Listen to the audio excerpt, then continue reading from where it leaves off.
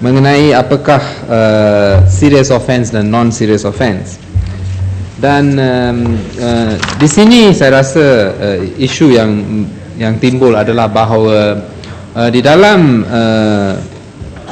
menggubal undang-undang ini kita lihat terlalu banyak inkonsistensi, seolah-olah penilaian yang teliti tidak diberi, dan ini adalah satu contoh yang baik. Jika kita lihat di sini, non-serious offence dinyatakan di bawah 52A, Tuan Timbalan Yang Dipertua, sebagai an offence for a term not more than 10 years, dan serious offence an offence for a term of 10 years or more. Dan pada masa yang sama kita lihat bahawa jika kanun acara jenayah dirujuk, kanun acara jenayah pada jadual 1 menyatakan bahawa mana-mana undang-undang selain daripada kanun keseksaan dan bagaimana undang-undang selain daripada kanun keseksaan dikategorikan. Dan jika kita lihat kategori-kategori yang diberi, adakah kesalahan itu boleh ditangkap dengan warrant ataupun tidak, adakah ia boleh dijamin, bailable ataupun not bailable, kesemuanya melibatkan perbezaan 7 tahun. Sebagai contoh, if punishable with death or imprisonment for 7 years or upwards, may arrest without warrant. Tetapi pada masa yang sama, if punishable with imprisonment for less than 3 years, shall not arrest without warrant, dengan izin. Bermakna ada sesuatu kesalahan itu adalah berat atau tidak. Jika kita lihat kepada kanun acara jenayah, telah didefinisikan bergantung kepada adakah ia 7 tahun atau tidak. Dan pada masa yang sama, sekarang di bawah pindaan-pindaan yang telah dibawa, dengan begitu pada pendapat saya gopoh, satu kategori baru dibawa, iaitu serious offence dan non-serious offence, di mana serious offence adalah 10 tahun dan lebih, non-serious offence adalah 10 tahun dan kurang. Dan oleh itu kita mendapat ada dua kategori. Satu kategori di bawah sistem lama, di bawah kanun acara jenayah, dan satu kategori baru yang ditimbulkan, iaitu serious offence dan non-serious offence. Soalnya bagaimanakah kedua-dua, walaupun di sini menyebut offences against laws other than the penal code, tetapi kita mesti konsisten dalam pendekatan terhadap pengkategorian kesalahan. Tidak boleh ada perbezaan yang begitu besar. So soalan yang timbul di sini adalah bahawa bagaimana kita hendak dengan izin reconcile perbezaan-perbezaan antara pengkategorian kesalahan di bawah kanun acara jenayah jadual pertama, dan juga kategori-kategori baru non-serious offence dan serious offence yang telah digubal di dalam rang undang-undang ini. Dan adakah sesuatu yang wajar terdapat ketidakselarian dan perbezaan seperti ini di dalam sistem, di dalam undang-undang jenayah kita? Dan itulah sebabnya apabila menggubal undang-undang, penggubal perlu mengambil kira kesan rang undang-undang itu ke atas undang-undang lain yang berkaitan. Dan saya nampak bahawa konsisten di dalam undang-undang ini, termasuk PCA sebelum ini juga, tidak ada penelitian seperti itu yang telah diberi di dalam penggubalan undang-undang ini. Jadi memandangkan itu, saya meminta kepada Yang Berhormat Menteri untuk juga melihat kepada perkara ini, memberi penjelasan, dan supaya perkara definisi ini ditimbang semula, supaya tidak supaya ada satu falsafah yang jelas yang di sebalik pengkategorian kesalahan. Dan perkara ini bukan sesuatu yang remeh atau kecil. Kerana apa? Kerana kesan sama ada sesuatu kesalahan dikategorikan sebagai serious offence ataupun non-serious offence memberi kesan yang besar kepada mereka-mereka yang terlibat ataupun dituduh di dalam kes ini. Ada kesan lain jika serious offence, ada kesan lain jikalau non-serious offence, termasuk di dalam isu hukuman ataupun sentencing. Jadi impactnya adalah besar. Dan kita perlu pada semua masa jangan melupakan pasal 8 Perlembagaan Persekutuan, iaitu equality before the law. Kita tidak boleh pesalah di dalam kategori yang sama diberi hukuman ataupun diberi layanan yang berbeza-beza, kerana jika begitu ia akan melanggar ataupun bercanggah dengan pasal 8 Perlembagaan Persekutuan. Dan itu satu lagi perkara, saya meminta kepada Yang Berhormat Menteri dan Kerajaan, apabila menggubal ini, jangan sentiasa lupakan bahawa ada sesuatu yang bernama Perlembagaan Persekutuan. Kita lihat setiap kali seolah-olah tidak mengambil kira langsung peruntukan Perlembagaan Persekutuan, seperti terdapat di sini. Terima kasih. Ada siapa lagi? Ya, Menteri jawab.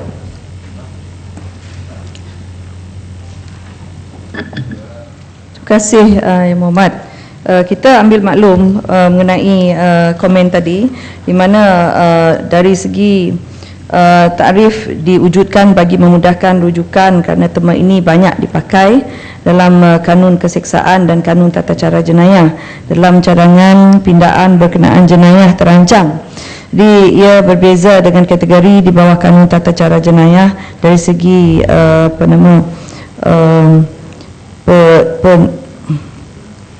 dari segi kejap, saya tak berapa dapat baca ni. Di bawah kanun tata cara jenayah dari segi handwriting, saya boleh baca. I tengah baca ni semasa pemakaian semasa, the current usage of the law. Ya, thank you. Ini dari segi 52A tadi Yang Berhormat, dari segi non-serious offence. Terima kasih. Pasal-pasal 1 hingga 4 jadi sebahagian daripada rang undang-undang. Fasal 5, pindaan oleh Yang Berhormat Menteri di Jabatan Perdana Menteri. Ya, sila Yang Berhormat Menteri.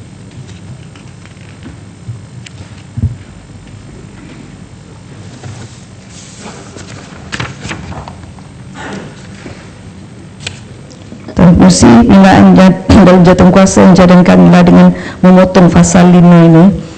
Fasal ini menyentuh mengenai peruntukan bagi kesalahan spesifik berhubung dengan penggunaan tak wajar lambang kebangsaan dan bendera negara asing. Terima kasih. Masalah ya bahawa orang pindaan sebagaimana yang tertera dalam kertas pindaan oleh Yang Berhormat Menteri Jabatan Perdana Menteri yang telah dibentangkan sekarang ini terbuka untuk dibahas. Oleh Yang Berhormat, masalah ialah bahawa pindaan yang dicadangkan oleh Yang Berhormat Menteri Jabatan Perdana Menteri dalam kertas pindaan hendaklah disetujukan. Oleh yang bersetuju kata bersetuju, yang tidak bersetuju kata tidak. Lebih suara yang bersetuju. Pindaan disetujukan. Fasal 5 seperti yang dipinda. Fasal 5 seperti yang dipinda jadi sebahagian daripada rang undang-undang. Fasal-fasal 6 hingga 10. Fasal-fasal. Ya, sila Yang Berhormat Padang Serai. Ada lagi? Lepas Padang Serai, Menteri ingin jawab. Terima kasih Tuan Timbalan Yang Dipertua. Saya merujuk kepada pasal 8. Pasal 8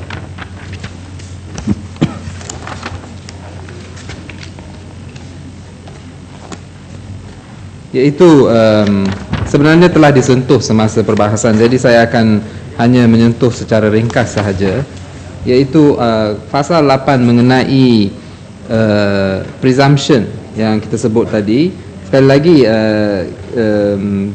saya berhujah bahawa subsection 2 yang merujuk kepada presumption bukan sahaja mengenai menjadi ahli kepada an organized criminal group di bawah 2 sub A, tetapi juga 2 sub B yang menyatakan bahawa jika seorang dijumpai dengan apa-apa scheduled weapon, maka secara automatik presumption tersebut akan terpakai.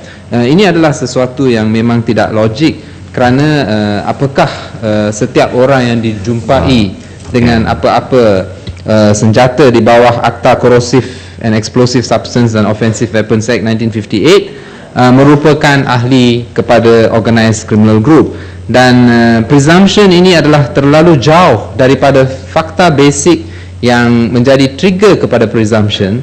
Fakta basic perlu mempunyai kaitan dengan presumption seperti terdapat di sini. Di sini fakta basic dan presumption adalah lain sama sekali. Apa kena mengena jumpanya suatu senjata dengan presumption bahawa individu itu adalah oleh itu seorang ahli kepada organised criminal group. Jadi ini adalah sesuatu yang saya harap Menteri dapat menimbang balik. Dan klausa 9, saya terus kepada klausa 9. Jika diperhatikan klausa 9, di bawah klausa 9 section 130Y, whoever without reasonable excuse consorts with a member of an organized criminal group shall be punished with imprisonment for a term not less. Di sini Tuan Timbalan Speaker, adalah isu definisi perkataan consorts. Di dalam undang-undang jenayah kita perlu ketepatan ataupun precision di dalam bahasa yang digunakan, kerana penggunaan bahasa itu selepas ini akan diinterpretasi oleh hakim, dan kita tahu semasa perbicaraan kesannya amat besar apakah makna setiap satu perkataan. Bagaimana perkataan baru ini iaitu consorts ini akan didefinisikan. Saya sendiri tidak tahu apakah makna di dalam konteks perundangan jenayah, apakah makna consorts with a member of an organised criminal group. Consorts maknanya tidak ada apa-apa kesalahan di sini yang dilakukan, tidak ada serangan ke atas sesiapa ataupun armed robbery ataupun tikam menikam, tidak ada apa. Seolah-olah 130Y ini menjenayahkan bergaul. Perkataan di dalam bahasa Malaysia yang saya dapat fikirkan untuk menterjemahkan, kerana tidak ada penterjemahan, adalah bergaul, melepak, kata Pak. Ya. Bergaul adalah perkataan yang dekat sekali yang saya dapat ingat. Dan ini soal yang amat penting bagi Yang Berhormat Menteri. Apakah kita akan menjenayahkan perbuatan bergaul? Adakah dengan izin consorting with a member of organised criminal group akan dijadikan satu jenayah? Saya rasa ini adalah satu arah baru ataupun lompatan baru di dalam sistem perundangan jenayah kita. Sebelum ini, setahu saya, perkara-perkara ini tidak pernah dijenayahkan. Kerana apakah asas dan prinsip sistem jenayah kita?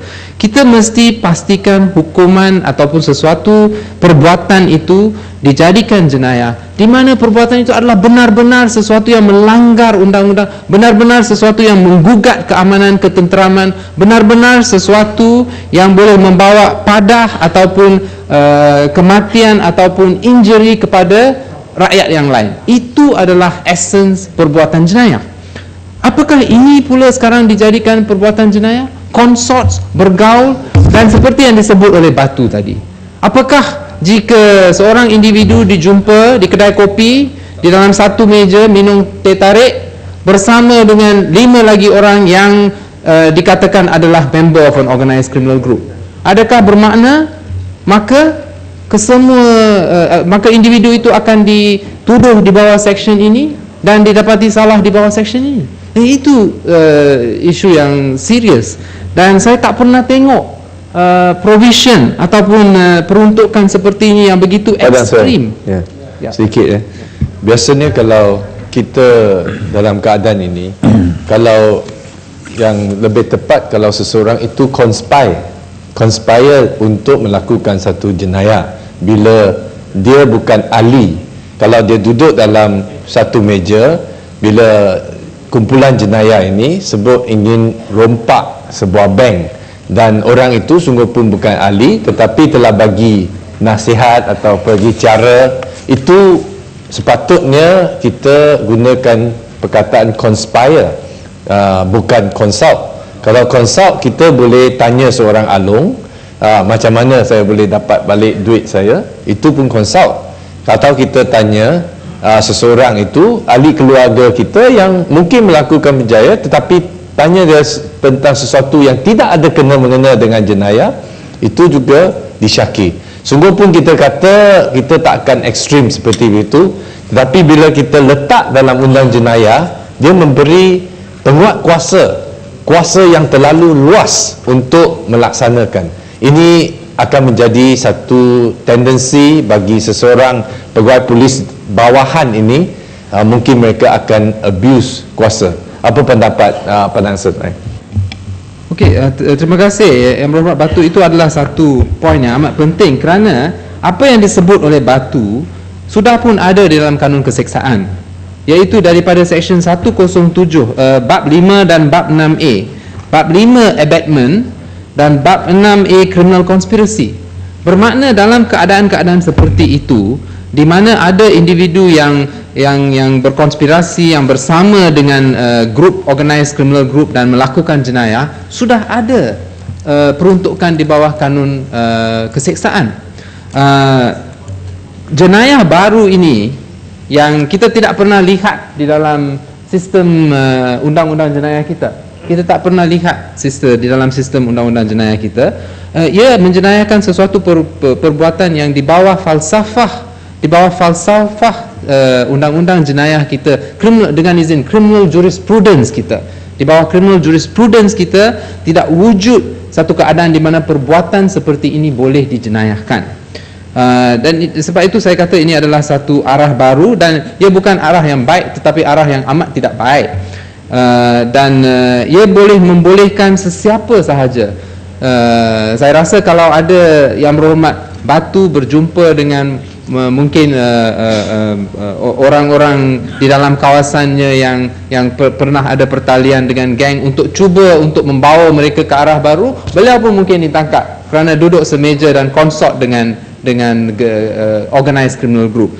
Jadi untuk 130Y ini saya harap bahawa semua ahli, bahawa Dewan Yang Mulia ini pada hari ini tidak membuat keputusan untuk membenarkan 130Y ini menjadi sebahagian daripada rang undang-undang ini. Saya rasa jelas. Mengenai 10,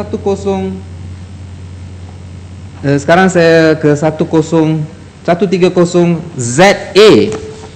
130ZA menyatakan juga satu kesalahan baru yang telah dicipta untuk rang undang-undang ini. Whoever participates in an organized criminal group, knowing or having reason to believe it is an organized criminal group, or knowing or having reason that reckless as to whether his participation in that group contributes to the occurrence of any criminal activity, shall be punished with imprisonment for a term which may expand to 10 years. Sekali lagi, Tuan Yang Dipertua, soalannya apakah makna participates ini? Sekali lagi kita nampak satu lagi kategori yang baru, di mana kesalahan itu didefinisikan dengan begitu kabur. Participates dari segi apa? Participates bermakna dalam bahasa Malaysia mengambil bahagian. Itu adalah definisi yang paling dekat yang saya boleh fikir. Mengambil bahagian. Sesiapa yang mengambil bahagian di dalam satu organized criminal group akan melakukan satu kesalahan di bawah 13ZA. Apakah juga kaitan 130ZA dengan 130W sebelum ini yang menjadikan kesalahan 130W telah pun menjadi undang-undang yang menyatakan bahawa menjadi ahli sebuah organized criminal group pun adalah kesalahan. Yang ini pula baru menyatakan whoever participates. Yang satu tu menjadi ahli, yang ni mengambil bahagian. Apakah perbezaan antara perkataan mengambil bahagian, participate, dan menjadi ahli, being a member? So seolah-olah Padang saya mungkin saya boleh bantu. Kalau ikut bacaan dari surat yang dikatakan dan yang nyata, maksudnya kalau kita kata 3 line adalah satu kumpulan jenayah, jadi ahli 3 line iaitu kesalahan pertama menjadi kesalahan. Tetapi kalau kumpulan 3 line buat satu kenduri rumah terbuka di kawasan Selayang atau Batu, ramai orang-orang awam atau kawan-kawan mereka pergi makan kenduri bersama-sama ini. Kalau ikut undang-undang ini, tafsiran saya ialah sesiapa yang pergi kenduri dalam atau rumah terbuka 3 lain ini, mereka juga boleh disabitkan kesalahan. Ini saya agak satu jaring yang begitu besar yang boleh pastikan tidak ada siapa-siapa pun yang ada kaitan sedikit pun dengan kumpulan ini terlepas daripada hukuman undang-undang. Saya anggap kalau itu arah yang kerajaan pergi, tidak ada masalah. Negara kita bersih secara total daripada segala-gala unsur penjenayah. Tetapi kalau kita masih anggap kita ada sedikit ruang dalam negara kita sebagai sebuah negara yang demokratik, yang bebas, yang memberikan sedikit ruang kepada orang awam yang tidak semestinya tahu tentang ini, jadi fasa ini sangat membahaya. Dan saya anggap ini mungkin membuat negara kita berdisiplin seperti negara China, Korea Utara yang sangat berkesan dari segi menghapuskan segala kumpulan yang bertentangan dengan tata tertib masyarakat. Terima kasih. Ya, terima kasih Yang Berhormat Batus. Melihat kepada fasal ini dan Seksyen 13ZA ini, yang saya dapat lihat adalah seolah-olah fasal ini digubal secara dengan tidak memikir secara dalam apakah makna perkataan-perkataan yang digunakan, dan adalah juga seolah-olah penggubal tidak melihat kepada bab 5 dan bab 6A. Semuanya telah di-cover, ya. Abatement. Saya nak baca supaya jelas kepada Yang Berhormat Menteri. 107 begitu jelas dan begitu boleh cover ke semua keadaan. Apa tu abatement of a thing? Section 107 yang telah berada di dalam kanun keseksaan kita berpuluh tahun, ya. A person abets dengan izin. A person abets the doing of thing who instigates any person to do that thing, who commands any person to do that thing, who engages with one or more other person to do that thing, who intentionally aids by any act, illegal omission, the doing of that thing. Dan selepas itu Section 120A adalah definisi criminal conspiracy dan juga punishment of criminal conspiracy. Semuanya telah pun dimasukkan di dalam kanun keseksaan dan semuanya adalah konsisten dengan apakah jenis-jenis perbuatan seorang individu yang boleh ditakrifkan sebagai satu perbuatan jenayah. Kerana ada balance di dalam. Padang saya minta celah. Kalau kita melihat dengan dalam fasa 130ZA B, iaitu knowing or having reason to believe that, or being reckless. Reckless itu bermakna seorang yang cuai. Bila seorang yang cuai, maknanya mereka tidak ada niat. Dan kita semua tahu daripada first year law criminal bahawa seorang melakukan jenayah hendak mengadakan mens rea dan perbuatan. Di mana ada mens rea bila seorang yang cuai ini melakukan jenayah yang di mana prinsip-prinsip jenayah tidak diikut. Setuju atau tidak? Saya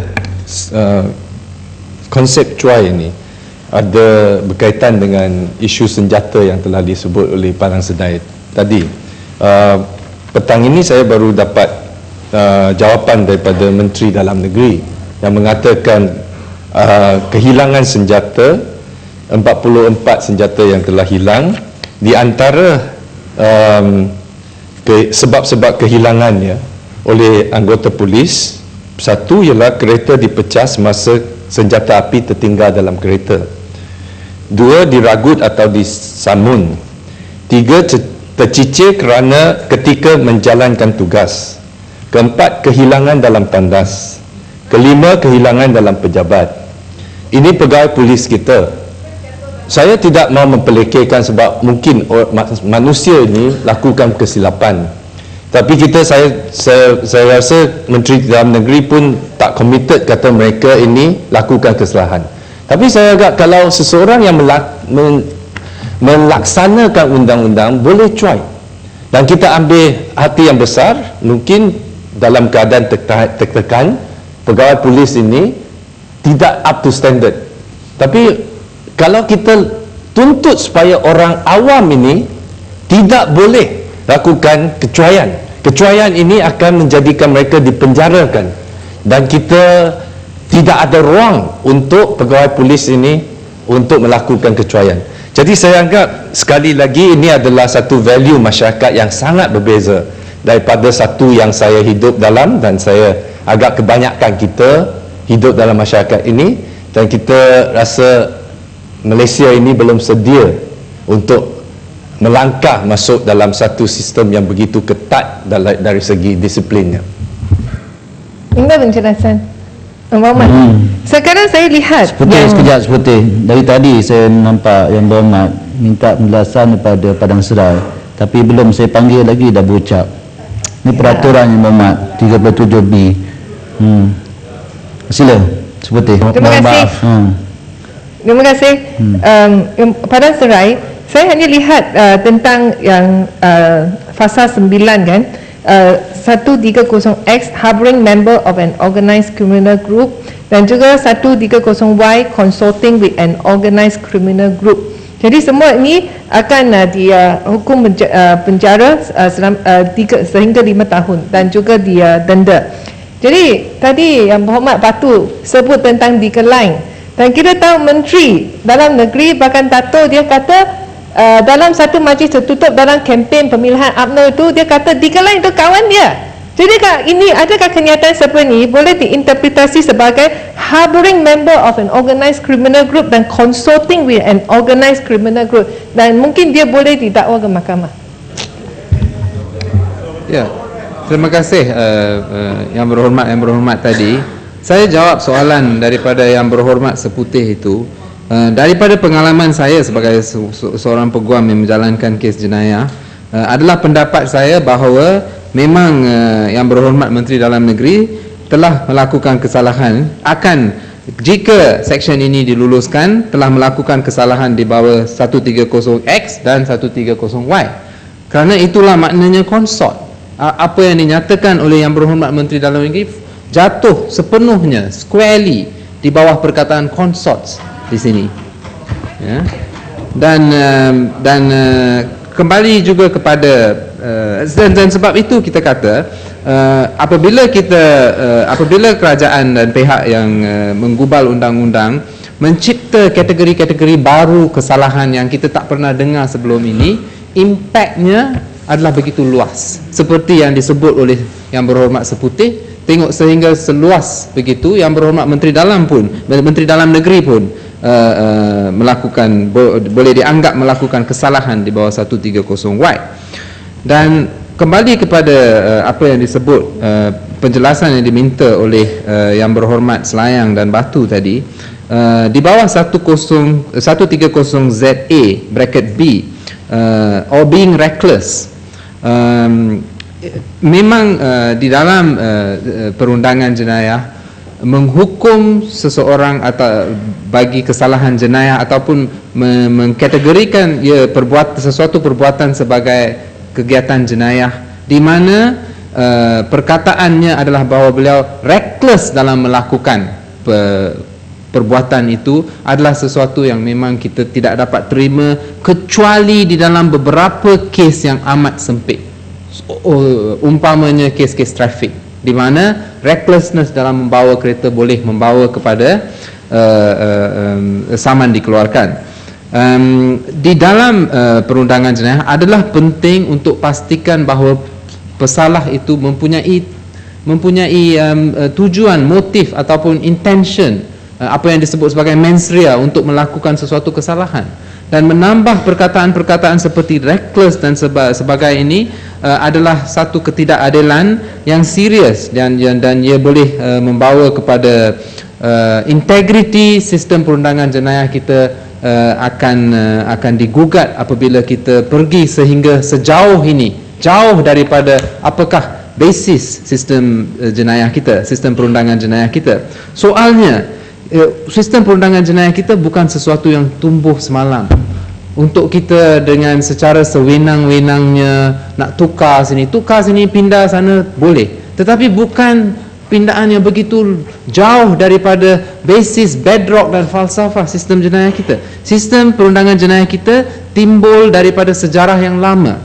Ia adalah sesuatu yang menjadi sebahagian daripada sistem common law, di mana kita adalah sebahagian daripada sistem common law dan kita juga telah menyumbang untuk membentuk sistem common law.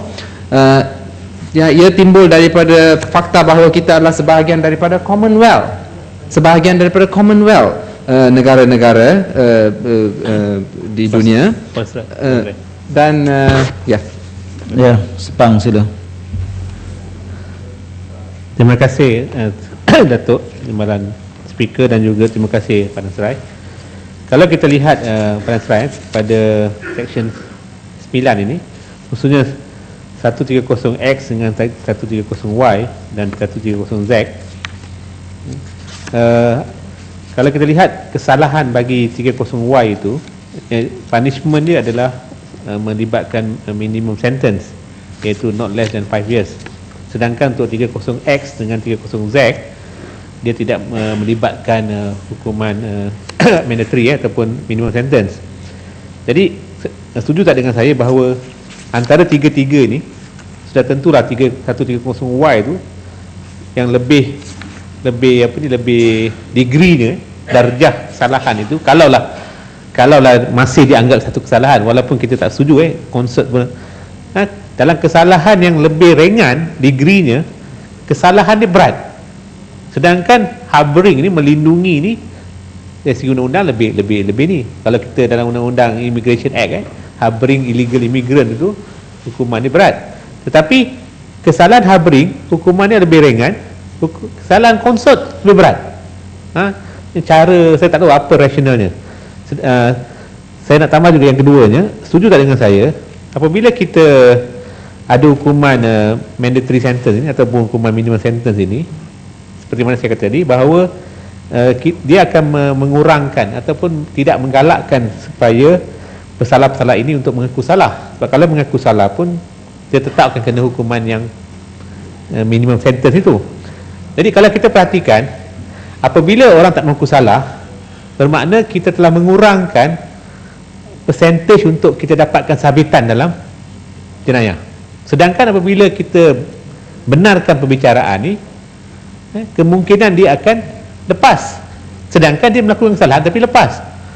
Tetapi kalau kita hukuman yang tidak ada minimum sentence ini, kita boleh menggalakkan orang untuk mengaku salah dan kita boleh dapat memastikan dia tu dihukum.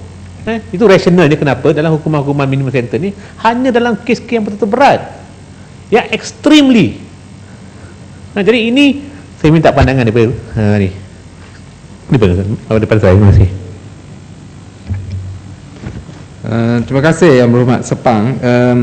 Ya, sebab itu kita lihat bahawa cara rang undang-undang ini digubal adalah begitu tidak konsisten, bukan sahaja dengan undang-undang lain tetapi di dalam rang undang-undang sendiri. Memang satu soalan yang saya harap Yang Berhormat Menteri dapat jawab, bagaimana 130X mempunyai hukuman yang lebih ringan daripada 130Y, dan ini bukan sesuatu perkara yang boleh dipandang ringan.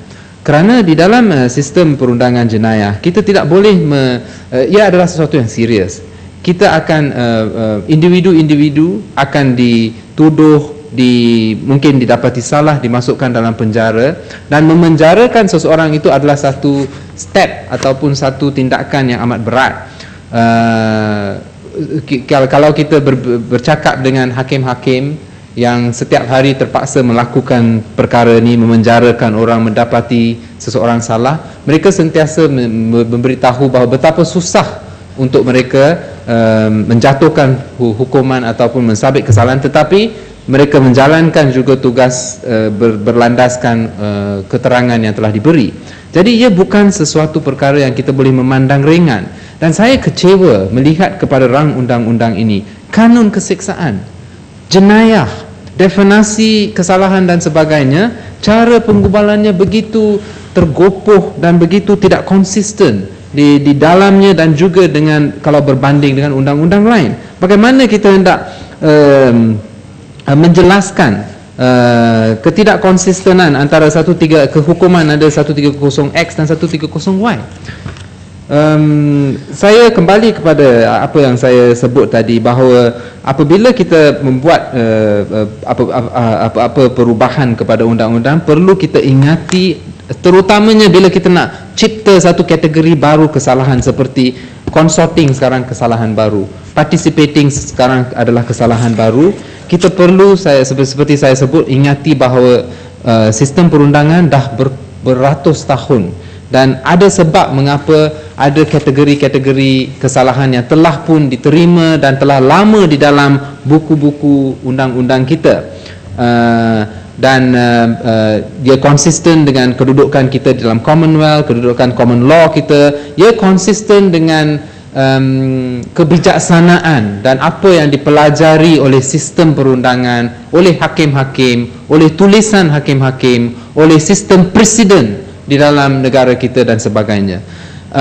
Hakim terutamanya memang selalu takut apabila hendak membuat satu keputusan yang penting, kerana apa-apa keputusan yang berhubung dengan definisi perkataan boleh mempunyai impak yang begitu besar.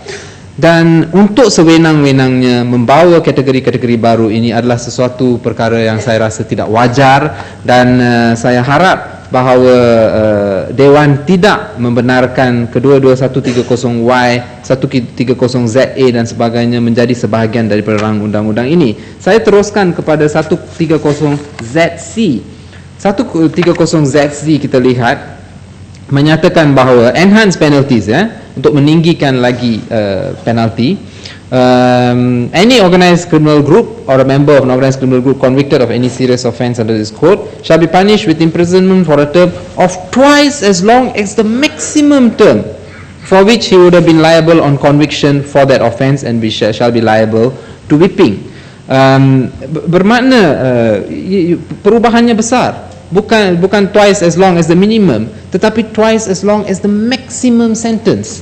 Dan sekali lagi isunya timbul bahawa adakah cara ini mengadakan penalti sebegitu berat akan sebenarnya mencegah jenayah. Dan tetapi isu yang lebih besar adalah ini, adakah peruntukan seperti ini menjadi menurut Perlembagaan Persekutuan?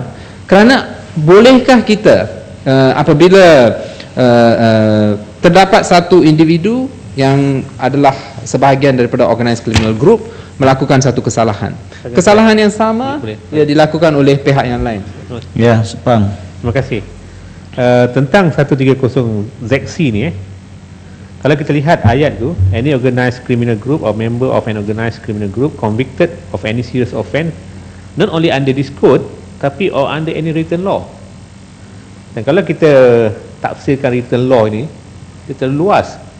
Maknanya kalau dia ada terlibat dalam kesalahan trafik sekalipun, contohnya dia memandu ke apa, dia juga boleh dikenakan hukuman sehingga ke twice, bukan saja under this code. Maknanya written law tu terlalu umum. Setuju tak dengan saya bahawa akta ini telah menghukum, telah menjadikan kesalahan-kesalahan lain pun yang dalam written law itu, yang tidak mungkin tak ada kena-mengena dengan yang organised crime pun, akan, oleh kerana dah maknanya kita boleh katakan the amendment ini maknanya ada full of rage, maknanya dibuat dalam keadaan terlalu marah sangat. It's an angry reaction, bukan kerana satu kajian yang menyuruh dengan tenang dengan ni. Adakah setuju dengan saya? Terima kasih. Ya, terima kasih Yang Berhormat Sepang. Satu reaksi yang emosi, itu yang kita lihat daripada undang-undang ini. Dan kembali kepada apa yang disebut oleh Yang Berhormat Sepang, any serious offence under this code or any written law, bermakna jika seorang individu yang didapati sebahagian daripada organised criminal group melakukan kesalahan itu, dan seorang lagi individu yang bukan sebahagian daripada organised criminal group melakukan kesalahan itu, hukumannya jelas menurut 130ZC ini adalah berbeza. Tuan Timbalan Yang Dipertua, ini adalah jelas bercanggah dengan perlembagaan persekutuan. Dan penggubal undang-undang dan juga pihak kerajaan patut tahu masih ada sesuatu pasal 8 perlembagaan persekutuan, equality before the law. Tidak boleh di dalam kesalahan yang sama, pesalah bagi kesalahan yang sama, tetapi hukuman jauh berbeza, di mana satu grup pesalah itu dikeluarkan dan diberikan hukuman yang amat berbeza daripada grup yang lain. Now, jika argumen digunakan bahawa ini adalah perlu kerana organised criminal crime telah menjadi masalah besar dan sebagainya, ia masih tidak logik, kerana kalau kita lihat pasal 10, kes-kes yang melibatkan organised criminal group ini telah dilebih beratkan daripada kes yang serius seperti kes bunuh pun. Itu jelas daripada pasal selepas ini, pasal 10.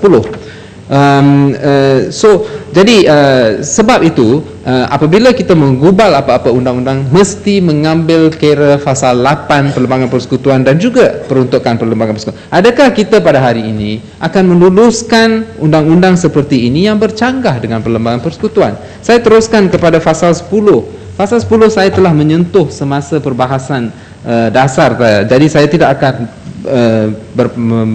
berbincangnya secara panjang lebar, tetapi saya hanya ingin merujuk bagi pengetahuan seksyen 176. 176 menjadikan kesalahan jika tidak memberi maklumat, jika seorang penjawat awam ataupun jika seseorang yang sepatutnya memberi maklumat kepada penjawat awam gagal memberi maklumat tersebut. Dan sini kita tengok distinction yang diberi. Distinctionnya di mana jika kesalahan di bawah chapter 6B, iaitu organised crime, sekali lagi kesalahan punishmentnya ataupun hukumannya sehingga ke 7 tahun. Tetapi untuk kes-kes semua yang lain, punishmentnya hanya adalah sehingga 1 bulan ataupun RM1,000 ataupun 6 bulan di dalam kes-kes yang lain. Bermakna jika seorang dalam kes bunuh, jika tidak memberi maklumat itu, punishmentnya maksimum 6 bulan. Tetapi di dalam organised crime chapter 6B sehingga 7 tahun. Apakah logiknya? Dan bukankah ini sekali lagi saya bertanyakan kepada Yang Berhormat Menteri, bukankah ini sekali lagi bercanggah dengan pasal 8 perlembagaan persekutuan dan mengambil apa yang saya baru sebut mengenai pasal 10, dan apabila kita membanding dengan apa yang dinyatakan juga dalam pasal 9 dan hujah-hujah yang telah dibuat saya dan rakan-rakan tadi, ia menunjukkan bahawa rang undang-undang ini benar-benar memerlukan dengan izin a serious rethink. Tidak boleh ada lagi ketidakkonsistenan ini, dan hanya satu cara sahaja, beberapa daripada pasal ini perlu ditarik balik sepenuhnya dan yang lain perlu dipindah. Terima kasih. Ya, Tuan Speaker, saya minta izin untuk mengambil bahagian. Apa kursi? Ya. Terima kasih. Lepas ni Menteri jawab. Baik, Pendek, saya tidak akan panjang lebar. Terima kasih Tuan Pengerusi dan untuk memberi saya ruang sedikit untuk mengambil bahagian dalam perbahasan di peringkat jawatankuasa ini. Dan saya akan tumpu khususnya pada pasal 9, dan saya ucap terima kasih pada Padang Serai sebab telah menerangkan satu perkara yang cukup penting dan memberi penjelasan yang cukup jelas macam mana, dan ini kita nampak satu contoh di mana peguam negara lah, ya, saya ataupun siapa yang mendraftkan peruntukan baru ini belum buat penelitian yang cukup halus dengan kandungannya, dengan maksudnya dan sebagainya. Dan Tuan Pengerusi, saya ingin rujuk khususnya pada, kita boleh lihat perbezaan di antara sebagai contoh, ya, bila kita bandingkan kesalahan baru 130X dan 130Z, ya, di mana kita nampak di sini kita boleh menampak kesalahan itu dengan lebih jelas. kesalahan di 130X sebagai contoh. Whoever harbors dengan izin or prevents, hinders or interferes with the arrest. So satu adalah whoever harbors a member. Itu jelas. Harboring itu maksudnya kita tahu bila kita harbor a member of an organised criminal group, itu satu kesalahan dan hukumannya sampai 5 tahun, mungkin dengan denda. Prevents, hinders or interferes with arrest, itu pun jelas. Itu pun nampak cukup serius, denda hukuman yang sama. Saya alih sekarang kepada 130Z. Di sana pun kita nampak cukup jelas. Whoever dengan izin, whoever knowingly recruits or agrees to recruit a member to another person to be a member of an organised criminal group. Ya, di sini hukuman adalah 10 tahun. Tapi bezanya, dan ini telah saya memang setuju dengan pandangan daripada Padang saya harap Menteri akan ambil kira ini, dan inilah contoh, inilah satu alasan sebab kita tadi cadangkan ini perlu dirujuk kepada jawatankuasa pilihan untuk dihalusi. Kalau kita banding 130Y, ya, di sini yang kita nampak perkataan macam consorts, tidak ada maksud yang jelas.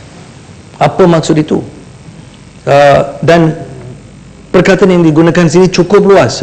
Whoever without reasonable excuse consorts with a member. Tak perlu kita duduk dengan 5-10 orang. Duduk dengan seorang pun cukup. Seorang saja. Dan saya rasa bukan ramai lah, mungkin ada antara di Dewan Mulia ini pun ada pengalaman. Mungkin tapah, yang berhormat tapah boleh bantu, mungkin yang berhormat Bintulu boleh bantu. Ya, ada kala-kala, dan ini saya pun sendiri ada. Saya ada seorang muda yang mati dalam kawasan saya. Saya dijemput pergi ke upacara pengkebumian. Saya hadir. Masa itu saya nampak ada tanda-tanda penglibatan, ya, dalam satu geng yang terlibat dalam jenayah. Adakah itu bermaksud kehadiran saya dalam upacara itu bermaksud saya sudah consort dengan a member of a organised criminal group? Itu satu contoh. Ya, saya berhenti di sini dan beri ruang dengan izin Tuan Pengerusi. Habis? Dah habis? Ya, belum habis. Dia Saya minta penjelasan sikit. Ya. Terima kasih Tuan Pengerusi, terima kasih kepada Subang. Kalau kita lihat Subang 130Y itu dibanding dengan 130Z, perkataan knowing itu tidak ada. Bermakna kalau sesiapa yang consort with a member dalam keadaan dia tidak tahu mungkin orang itu adalah member of organised criminal group, dia mungkin tak tahu. Macam mana nak tahu dalam keadaan dia mungkin, tapi dilihat bersama ataupun bersembang ke dan ditangkap. Jadi perkataan knowingly pun tidak ada. Jadi kalau kita tengok 30Y ni, kesalahan dia terlalu strict dan juga hukuman pula lebih berat. Terima kasih Yang Berhormat Sepang. Ya, saya setuju. Itu yang saya dan rasa pandang serai pun bangkitkan sebagai masalah dengan peruntukan ini. Kalau ada perkataan yang lebih kuat knowingly, itu akan bantu. Tapi yang punca masalah ialah perkataan yang cukup kabur, tak jelas, sebagai perkataan consort. Apa maksud dia? Saya sebagai contoh Tuan Pengerusi, dan saya harap Yang Berhormat Menteri pun boleh bawa pada penasihat-penasihat sendiri. Kerana saya dijemput kepada satu majlis kenduri, ya, saya duduk di satu meja dan tanpa pengetahuan saya ataupun ada seorang yang ada a member of an organised criminal group. So dengan secara automatik sudah kesalahan sudah berlaku. Saya boleh dituduh dan lepas tu beban adalah terhadap saya, walaupun seorang wakil rakyat ataupun orang lain pun ada dalam keadaan yang sama, untuk buktikan saya ada reasonable excuse, ada alasan munasabah. Ini yang bahaya dalam drafting macam ini. Dan saya bandingkan 130X, 130Z adalah peruntukan yang jelas. Ini bezanya.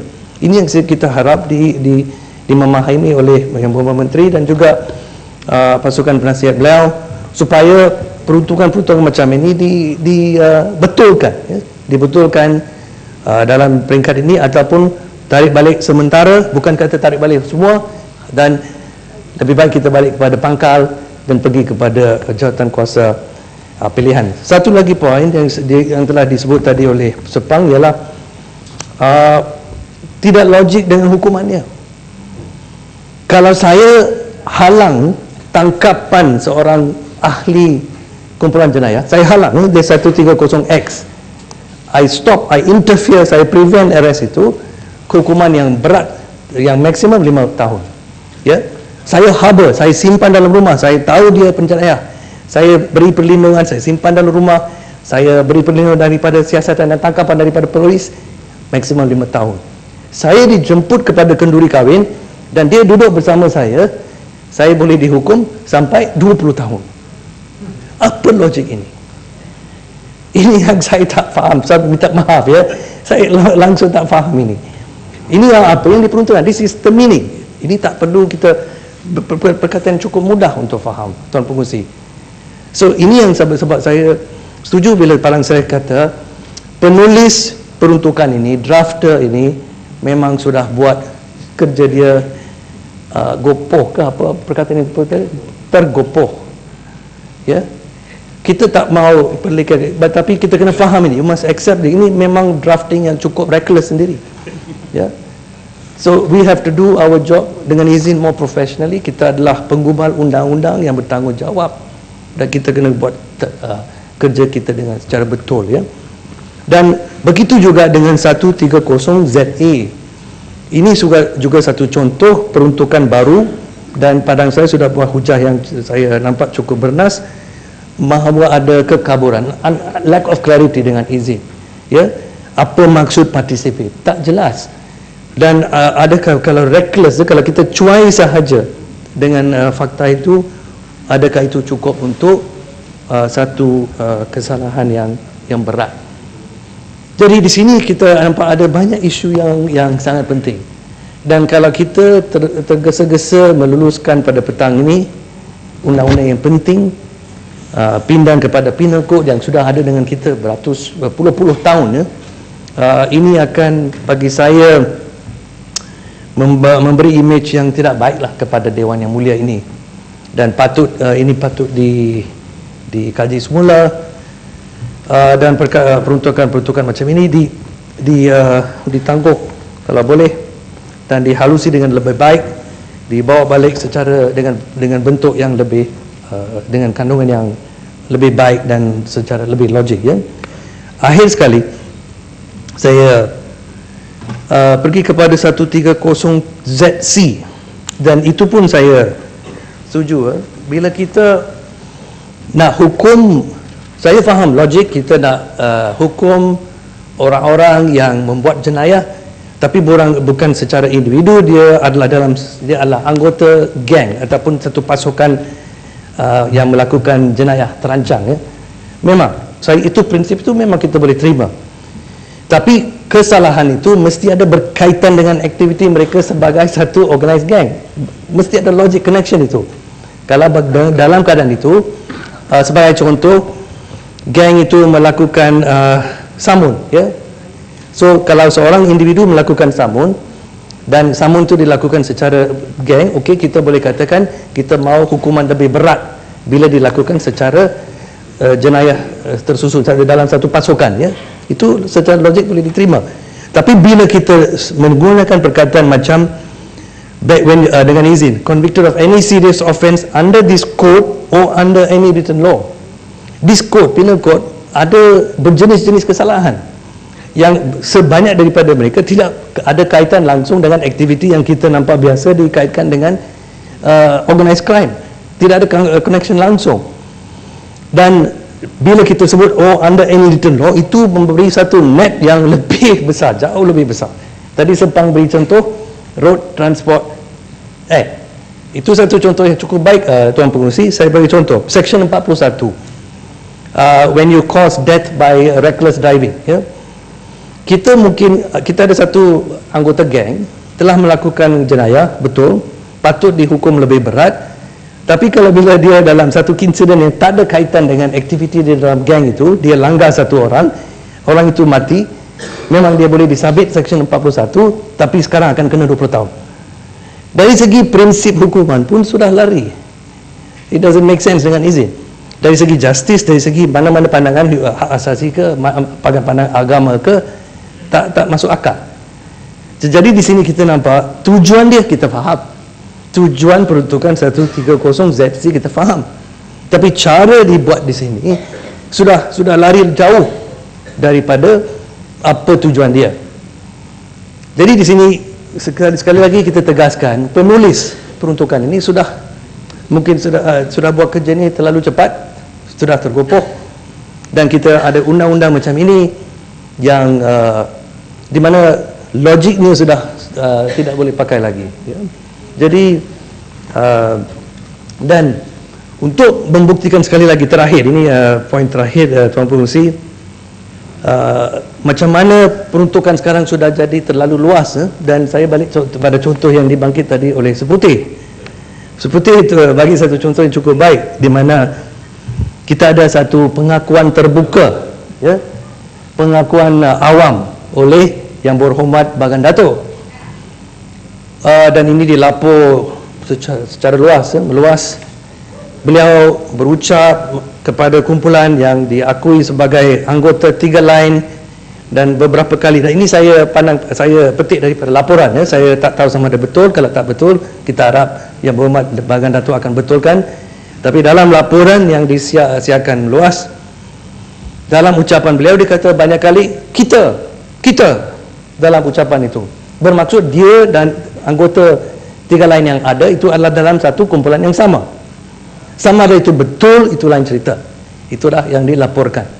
Tapi pengakuan itu sudah cukuplah. Kesalahan yang cukup besar. Di sini beliau sudah disahkan sebagai belonging to an organized criminal group. Adakah keadaan yang kita mau dengan undang-undang macam ini? Ini yang persoalan. Inilah undang-undang yang sekarang kita lulus hari ini. Hari ini kita lulus, besok laporan polis boleh dibuat, dan harap disiasat dengan betul, dengan teliti bahawa pengakuan Bagan Datuk sudah sangkut dia dalam kesalahan berat, ya? Kesalahan berat.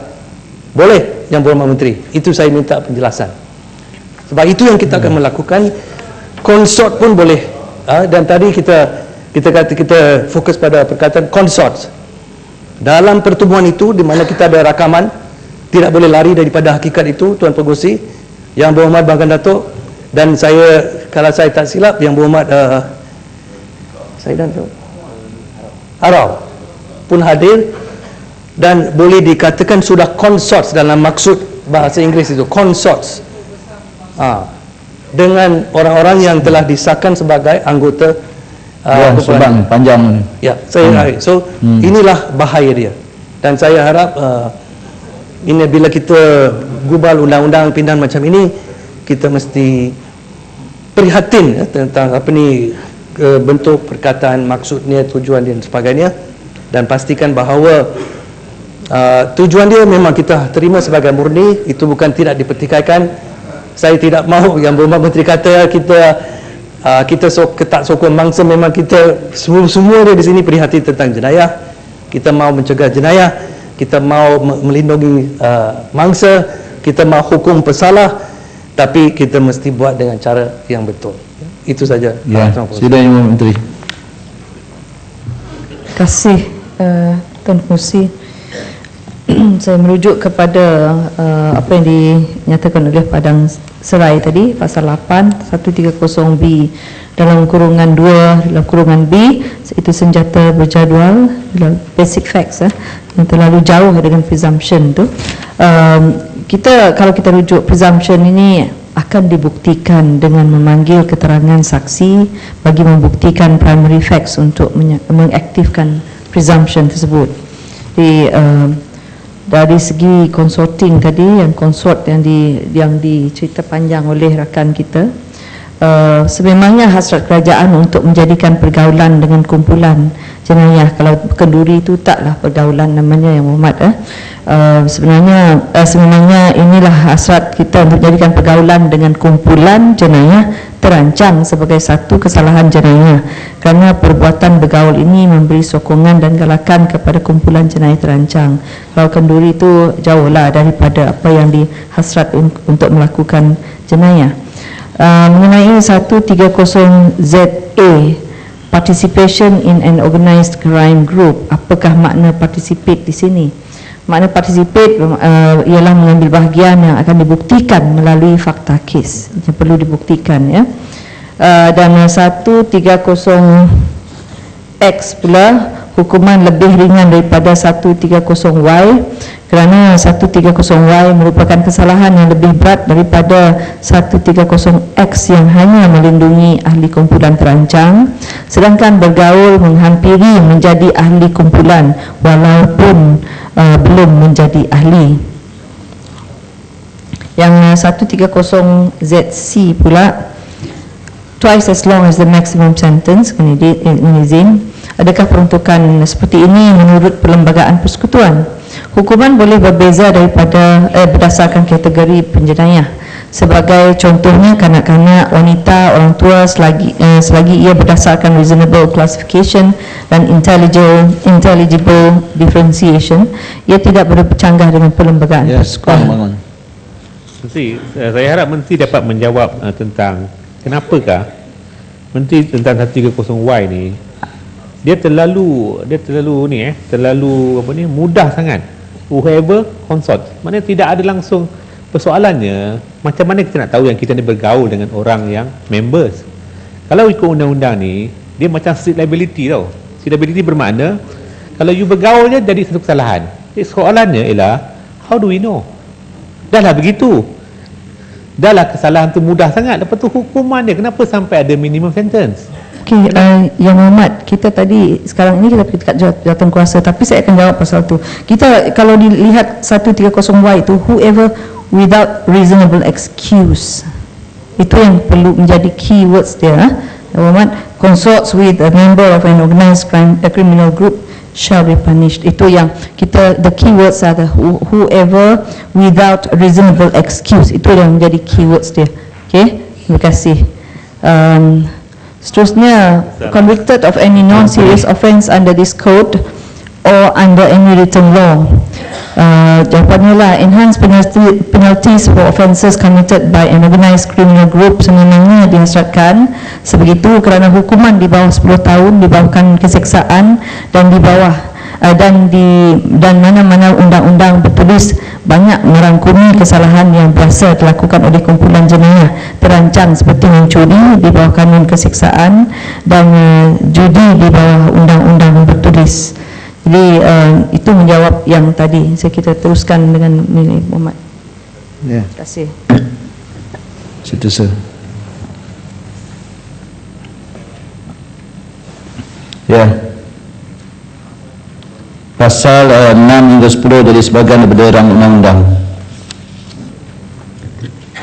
Fasal 11 pindaan oleh Yang Berhormat Padang Serang. Sila. Terima kasih Tuan Pengerusi. Saya membawa pindaan ini kepada rang undang-undang, iaitu untuk fasal 11 dibatalkan atas alasan-alasan seperti berikut. Yang pertama sekali, Tuan Pengerusi, jika diperhatikan Seksyen 203A baru ini, ia cadangannya adalah untuk memasukkannya di bawah bab 11 kanun keseksaan, iaitu false evidence and offences against public justice. Menteri ada menyebut bahawa ia adalah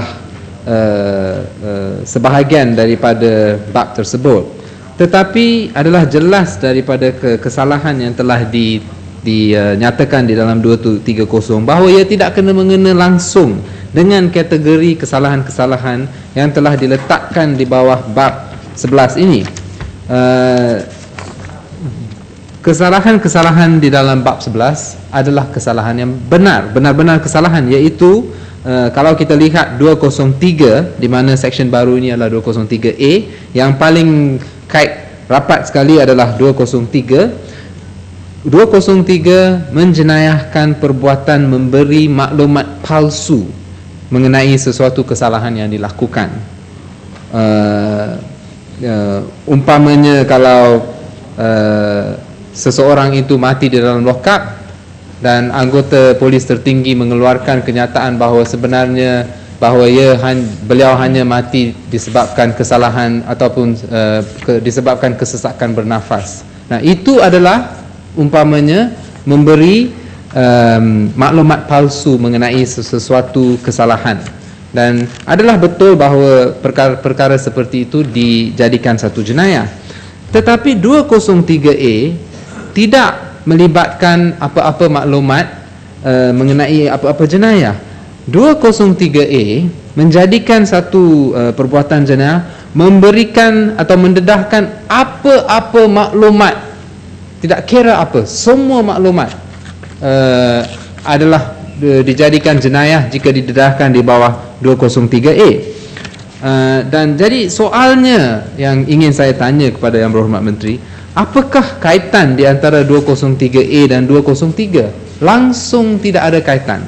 Dan jika kita lihat sifat kesalahan baru di bawah Seksyen 203A, ia bertujuan untuk menjenayahkan pembebasan pendedahan apa-apa maklumat yang ada pada seorang penjawat awam atau sesiapa, whoever perkataan digunakan, atau sesiapa lain sahaja, ya.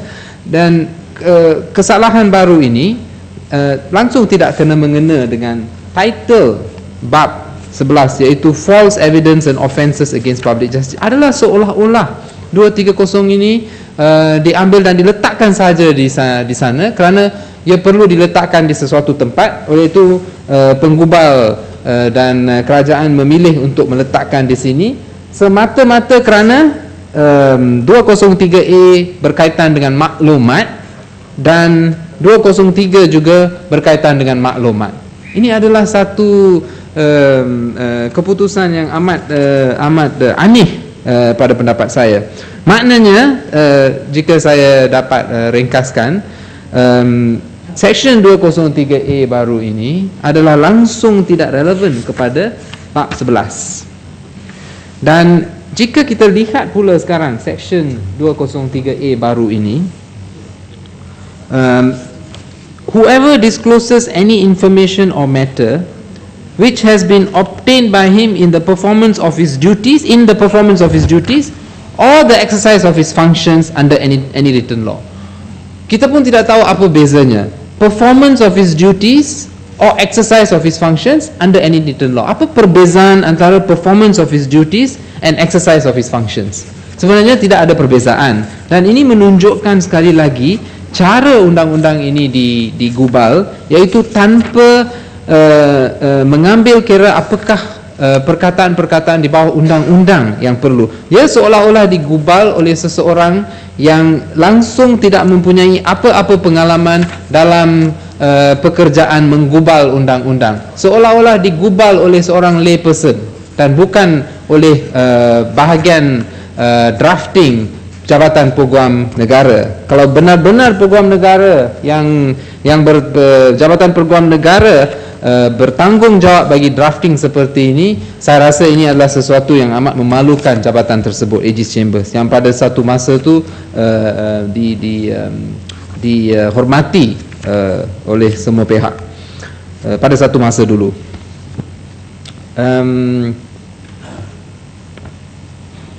Dan kalau kita lihat kepada 203A sub 2 menyatakan bahawa jika information itu, maklumat itu, seseorang yang mendapat maklumat itu daripada orang yang memberi maklumat di bawah subsection 1 mendedahkan pula maklumat itu kepada sesiapa orang lain, itu juga menjadi satu kesalahan di bawah sub 2. Ini bermakna mana-mana orang awam yang mendedahkan atau communicate maklumat yang berkaitan dengan public interest maklumat akan melakukan satu kesalahan di bawah sub 2. Jadi bukan sahaja orang yang mendedah, tetapi semua anggota orang awam yang menerima, yang mendengar dan kemudian yang memberitahu sesiapa yang lain, kesemuanya akan melakukan satu kesalahan di bawah 203A2. Dan sekali lagi kita bertanyakan apakah motif di sebalik seksyen baru ini. Nah, maklumat apabila kita menjadikan maklumat itu pendedahan maklumat itu jenayah, ia perlu dibuat secara yang amat cermat, ya. Dan sebenarnya apa yang kita perlukan adalah Freedom of Information Act. Kalau kita lihat kepada satu lagi akta lain yang kita ada yang menjadikan satu jenayah pendedahan maklumat, ia adalah Official Secrets Act 1972. Section 2 Official Secrets Act, kita tengok bagaimana ia dibuat. Section 2 Official Secrets Act menyatakan official secret adalah any document specified in the schedule and any information material relating thereto dengan izin, and includes any other official document material as may be classified as top secret, secret, confidential, restricted by the minister, menteri besar, chief minister dan sebagainya. Maknanya dalam tahun 1972 apabila undang-undang ini digubal, walaupun kita ada masalah dengan undang-undang ini juga, Parlimen memastikan bahawa kategori maklumat yang disekat itu ada proses untuk menentukan apakah maklumat yang disekat.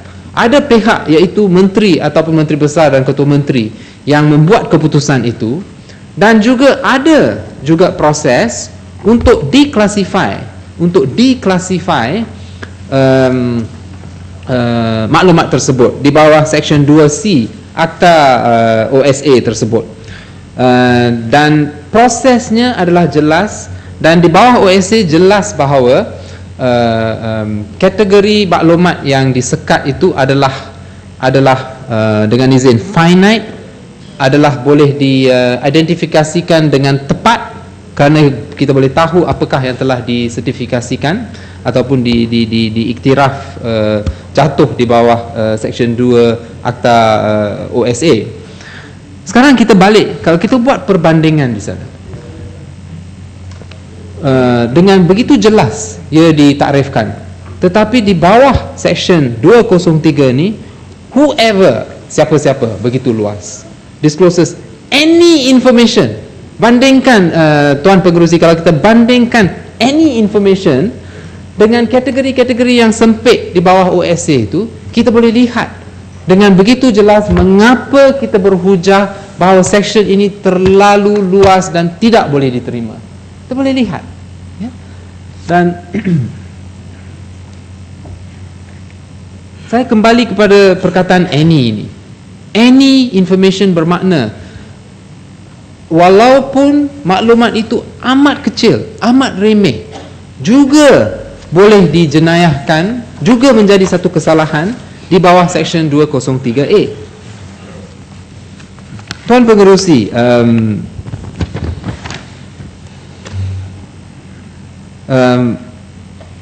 apa yang diperlukan bukannya Section 203A yang baru ini, tetapi freedom of information ataupun maklumat yang bebas diberi kepada semua rakyat. Kita khawatir Tuan Pengerusi, jika section ini dibenarkan, ia akan membawa kesan yang amat buruk.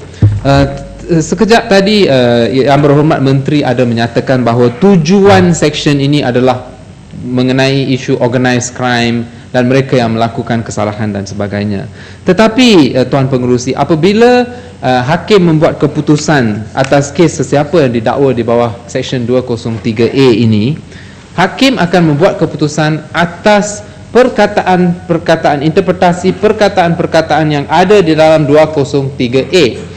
Di bawah undang-undang, hakim tidak akan melihat ke dalam Hansard, dan hakim tidak akan melihat kepada janji-janji yang diberi oleh menteri pada hari ini. Hakim terpaksa menurut. Dalam masa 5 tahun, 2 tahun, 3 tahun atau 5 tahun, dalam setiap kes di bawah Section 203A, hakim akan interpretasi 203A sahaja. Bermakna apa? Bermakna jika kerajaan atau pihak pendakwa atau sesiapa menyalahgunakan kuasa, mendakwa sesiapa, mendakwa batu kerana mendedahkan jawapan yang dapat daripada menteri di sidang media, kalaulah itu berlaku, ataupun sesiapa daripada masyarakat sivil atau pembangkang yang didakwa kerana memberikan, hakim hanya akan melihat 203A. dan tidak akan ingat kepada janji yang yang diberi oleh menteri bahawa section ini hanya akan digunakan di dalam kes organised criminal group. Tuan Pengerusi, janji-janji seperti ini telah diberikan sebelum ini. Apabila ISA 1960 dibentangkan, janji yang sama dibuat oleh Tun Abdul Razak bahawa ia tidak akan digunakan terhadap mereka yang tidak sehaluan politik, tetapi kita tahu janji itu tidak diikuti. Sekarang janji baru. Apa yang kita tekankan di sini adalah di bawah sistem undang-undang kita, bukan janji yang dibuat oleh menteri semasa berdebat atau berbahas di dewan yang penting. Yang penting itu, seperti yang ditekankan oleh ramai rakan-rakan saya, adalah perkataan-perkataan yang digunakan di dalam Section 203A itu. Hanya perkataan-perkataan ini. Jadi kita di dewan ini hanya perlu lihat kepada perkataan-perkataan ini dan tanya kepada diri kita soalan ini. Adakah section ini boleh disalahgunakan untuk mendakwa sesiapa sahaja yang mendedahkan apa-apa maklumat? Boleh atau tidak membaca section ini? Jawapannya ya. Oleh itu saya meminta supaya kepada Dewan Yang Mulia ini supaya bersetuju kepada carangan pindaan saya ini. Terima kasih. Ya. Masalahnya bahawa ini pindaan untuk belum buka. Saya baru buka dibahas ni, baru nak sebut. Sabar. Masalahnya ialah bahawa pindaan sebagaimana yang tertera di dalam kertas pindaan oleh Yang Berhormat Padang Serai Tuan M. Surendran yang telah dibentangkan sekarang ini terbuka untuk dibahas. Sila. Beras. Terima kasih Dato' Pengerusi. Saya bangun untuk membahaskan pindaan yang telah dicadangkan oleh Padang Serai. Saya menyokong hujah-hujah yang telah dibentangkan tadi oleh Padang Serai dan ini ingin menambah sedikit lagi berkenaan dengan pindaan yang dicadangkan, iaitu agar fasa 11 yang hendak menambah satu section 203A disclosure of information ini dibatalkan atas alasan berikut. Dato' Pengerusi, kita di sini adalah pengubah undang-undang dan setiap undang-undang yang digubah oleh kita di sini hendaklah jelas dan tidak mengeluarkan. Dan daripada cadangan pindaan dengan tambahan Section 203A ini, perkataan yang dinyatakan ini jelas tetapi tidak mencerminkan hasrat kerajaan. Dikatakan section ini adalah untuk penjenayah-penjenayah atau kumpulan penjenayah-penjenayah. Daripada bacaan Section 203 ini yang telah dibacakan oleh Padang Serai tadi, bahawa whoever discloses any information or matter which has been obtained by him in the performance of his duties or the exercise of his function under any written law shall be punished with fine and not more than 1 million ringgit or with imprisonment for a term which may extend to 1 year or with both. Dengan hormatnya Datuk Pengerusi, kalau ditambahkan section baru ini 203A ini, pada hemat saya, kalau Perdana Menteri mengumumkan kepada rakyat keputusan dalam kabinet beliau telah lakukan kesalahan di bawah section ini kerana ada information ataupun perkara-perkara yang telah beliau tahu dalam perjalanannya sebagai tugasnya sebagai Perdana Menteri. Dan kalau Menteri Dalam Negeri memberitahu rakyat bahawa ada militan Sulu yang sedang menyerang Sabah dan kita mesti berwaspada, beliau pun telah melakukan satu kesalahan di bawah 203 ini kerana ada informasi atau perkara yang telah mereka dapat daripada menjalankan tugas mereka dan mereka bongkar ataupun bagi tahu maklumat ini kepada orang ramai. Mereka pun telah melakukan kesalahan. Pada hemat saya, kalau kerajaan betul-betul hendak mempenteras mereka yang saya katakan pengkhianat kepada agensi penguatkuasaan seperti polis yang memberi informasi kepada mereka yang menjalankan perniagaan haram ataupun brothel ataupun illegal lottery ataupun apa-apa lain perniagaan jenayah yang polis hendak menangkap kerana adanya pengkhianat dalam polis ataupun